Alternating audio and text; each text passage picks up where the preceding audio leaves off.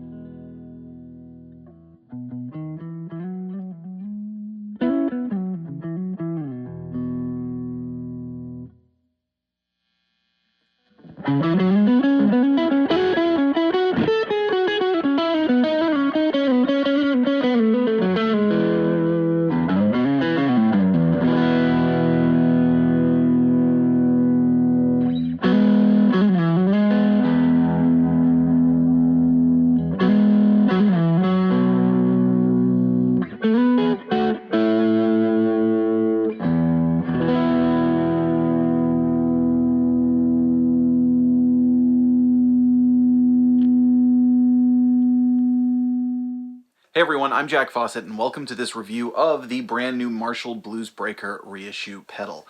I got my hands on this one as an avid Bluesbreaker fan and someone who just loves the tone. I love all the different clones that are around. And it's a really straightforward overdrive, so this is, more kind of intentionally a review than a demo. Because you've heard it 100 times, whether it was this pedal or a pedal copying it, you all are probably pretty familiar with the sound. If you're not, this was a series of pedals that came out in the 90s and didn't do very, very well. The Bluesbreaker became famous because of John Mayer, and then was also a significant pedal in the rise of the boutique pedal builders. This was one that was copied by a lot of the early people kind of doing it themselves and making a name for themselves doing custom pedals. Since then, Marshall has done a second one, which is the BB2, which is actually a really cool pedal. In fact, the BB2 was my first overdrive pedal ever.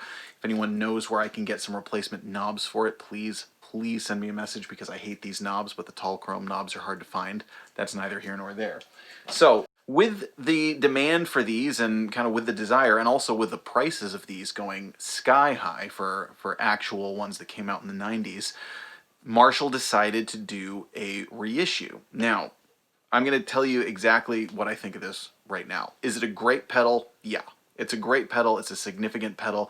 They are doing it just like the originals. This custom enclosure is really cool.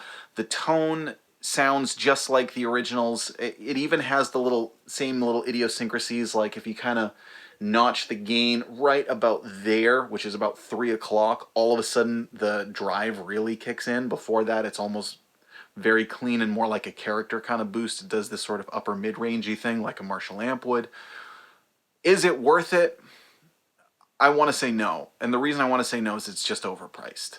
And there are a lot of cheaper alternatives for getting the same tone. Is it a great pedal? Yeah, it's a great pedal. As far as the price goes, this is kind of how I rate price. There's like, at the bottom level, there's like super awesome deal, buy it now.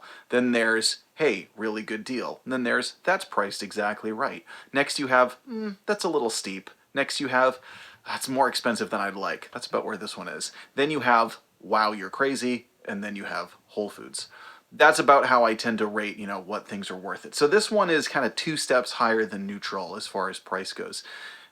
It is, you know, again, a significant pedal coming from a big company, Marshall, but at $250. So I was actually going to get all of the reissue pedals and do one of those videos like, I bought all the reissue pedals and this is what I think. And then I saw the price and I was like, let's just do one. At $250, first of all, you can get a Moore Blues Crab for $45. $46, something like that, that really gives you pretty much the same tone. You get up into higher prices, you know, even like $50 cheaper at about $200, you have the Wampler Pantheon, which can cover this tone and a ton of other tones. You know, right around there is the JHS Morning Glory. For 10 bucks more, you get the Pantheon Deluxe, which is basically 2 of these, plus a billion other features and things that you can run. So the reason you get this pedal is because you want the Marshall reissue one. You want the one that's like the original. From a practical standpoint, I think there are many other pedals out there that do the same thing and more for less money. So that's my kind of honest opinion. Again, is it a great pedal? Yeah, it's a great pedal. It is what it is. It's, you know, in its own way, it's a piece of rock and roll history, I would argue. It's that significant a pedal with what it's done to the guitar industry and how it was used by John Mayer and, you know, all these things. But I just don't see the practical player shelling out $250 for this when there are so many other options available. Now, I'm in a position where I was able to get one and I like having it because I'm in a position where doing gear reviews, I can kind of get my hands on a lot of different gear. This is not a sponsored review, but this wouldn't be my first choice if I were someone who wanted or needed a Bluesbreaker for my rig and I could really only get one thing. So today I'm plugging it into my Fender Bassman. It's an old 90s reissue Fender Bassman, and the Bluesbreaker just works beautifully into that amp. You've just heard it with the Les Paul. Now we're going to play with the Fender Stratocaster. Just give you the straight up tone of the pedal. Of course, there's a lot of things you can do with it. You can play it into an already driven amp, using it more as a boost. You can, you know, really drive it. It does tend to be a bright pedal, so with the Stratocaster, I've got the tone rolled off a little bit. You could see with the Les Paul, I just have the tone rolled up a little bit to account for the humbuckers, but let us know what you think. Have you picked up any of the Marshall reissue pedals? Do you own any of the originals? Do you own any clones? What do you think of this one? I'm Jack Fossett. Please remember to like, share, and subscribe, and I hope you enjoy the rest of the video.